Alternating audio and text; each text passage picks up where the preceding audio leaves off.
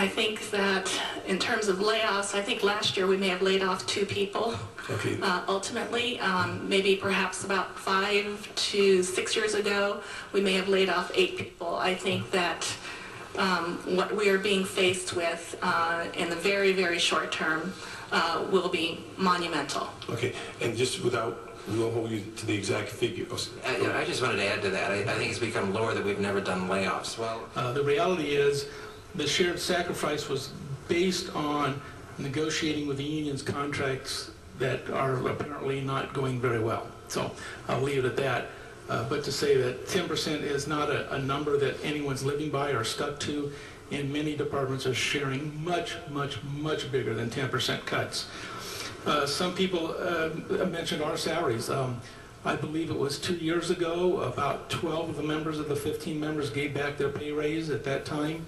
And their proposal is before us tomorrow is to look at a 10% cut or maybe more on our council salary. So we are doing that.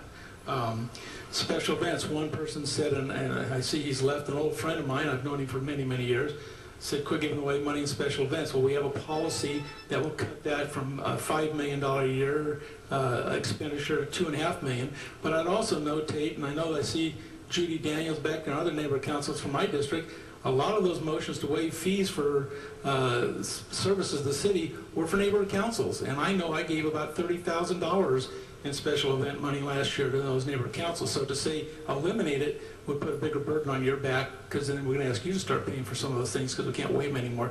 What I'm saying is you have to think very globally.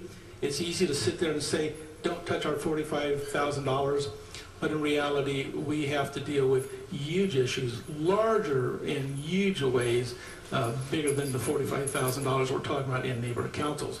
And the proposal you brought forward, which will restore it back to 35, is a giant jump in the right direction. Winnie and I began this discussion Thursday night at 9 or 10 o'clock at night on how we could find that. And I think it's important that we're trying to do that. And to villainize us is not the approach that constitutes democracy and working together. It's trying to build camps and fight each other, and I don't think that's productive for any of you or us. That is not the intent. The intent is to try and dig a hole out of a huge budget. I said last week, and I'll say it again, I know it is not popular to say this, but I will say this.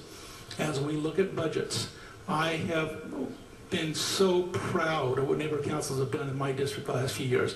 I have shared funding for them. Judy and neighborhood council, we put up, what, 2 or 3 of those electronic speed signs that the radar registers speed, and we shared the cost. In Granada Hills, I shared the cost with the neighborhood council on putting a playground equipment in one of our parks. One of our neighborhood councils helped buy property for a new park. One of our other neighborhood councils put a lot of money into a new swimming facility in our district. These are the great things neighborhood councils do, and I don't disparage that one iota. I revel in it. But at the same time, tomorrow we begin a process of looking at laying off 4,000 city employees. Those are the people that fill the potholes, and one person said, give us the money and we'll get the potholes filled. Well, if there's nobody to fill it, nobody to dump this asphalt in the street, who's going to, neighborhood council people are going to pick up the rake and the truck and drive it over there? That's not what you guys are good for, and that's not what you should be doing.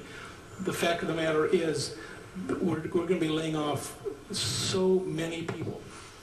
And if at the end of the day, you're asking me to give you money for some holiday parties some of you mentioned, or for the Christmas tree lighting, which is a wonderful thing, or to do some of those nice projects, or buy shirts for your neighborhood council, that's really nice.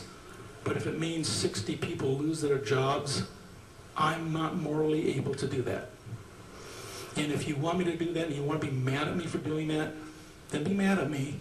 But I'm not going to go to 60 city employees and face them man to man, woman to woman, and say, your job is eliminated because I had to buy some shirts for the neighborhood council in this community, or I wanted to make sure this neighborhood council could light a Christmas tree. I can't morally do that.